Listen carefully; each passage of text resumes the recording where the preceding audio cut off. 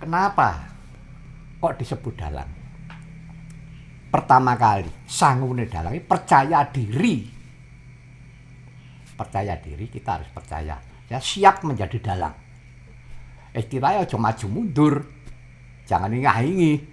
Agak belajar urungannya setahun nih. Leren. Nah, itu yang menjadi kendala. Harus siap segala sesuatu. Apapun, jadilah orang profesional. Dalang profesional, nabuh profesional. Demikian juga segala pekerjaan apapun harus profesional. Karena itu timbul dari dari hati yang paling dalam. Sekarang menjadi dalang. Bedakan dalang dan orang bisa mayang. Wong mayang karo dalang. Itu beda. Kalau hanya bisa mayang, banyak. Sekarang ada pejabat, katakanlah bupati, atau mungkin wali kota, atau gubernur, bisa mayang. Walaupun hanya rimbuan atau goro-goro, hanya itu aja. Itu bisa mayang, kok kayak wayang. Akan tetapi, sebutannya bukan dalang. Yang disebut pasti jabatannya. Wah, Pak Bupati, pasti gitu. Wah, Pak Wali Kota. Wah, Pak Wakil Gubernur atau Pak Gubernur mungkin bisa mayang.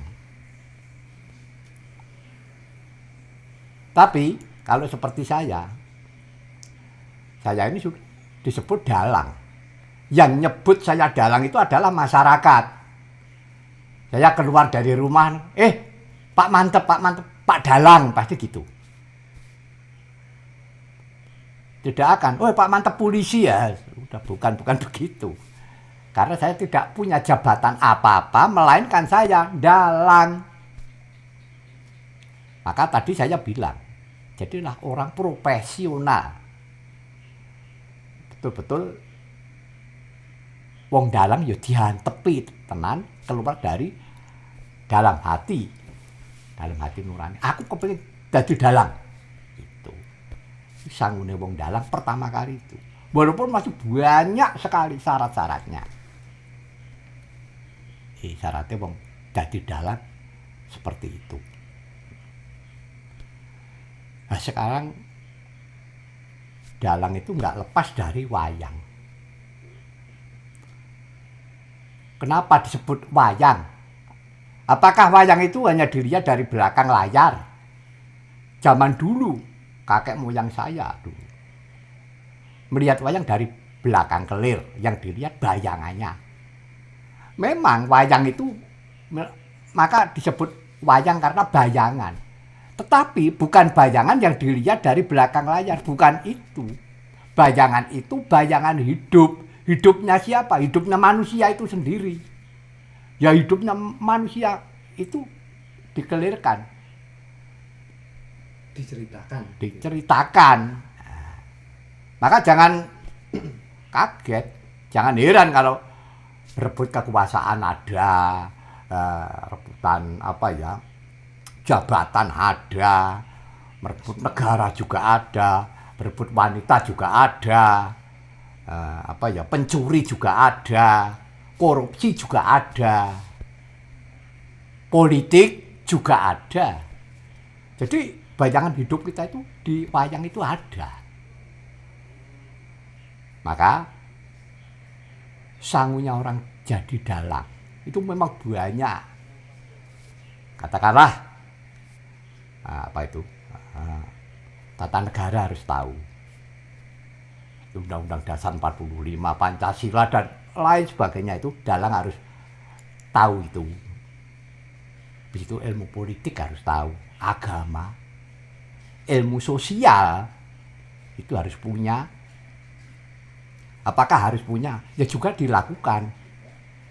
Sosial bermasyarakat. Itu supaya dikenal oleh masyarakat. Yang dikenal siapa? Ya dalang itu sendiri. Seperti itu. Jadi sekarang kembali ke wayang. Kenapa? Wayang itu kalau berangkatnya dari kota, dari Eblek sini, itu mati. Tapi kalau sudah sampai di Kelir, itu bisa hidup. Pertanyaannya, menghidupkan wayang itu bagaimana? Nah, mari kita berpikir. Banyak orang yang bilang, wah Pak Mantep kalau wayang kok urip. Padahal wayang itu mati. Ya kan? Dari sini, dari kota itu mati sudah. Nanti kalau sudah dikelir, bisa hidup. Itu namanya solah atau sabet. Wah, sabetnya urip. Sabet itu ya solah itu ya sabet itu.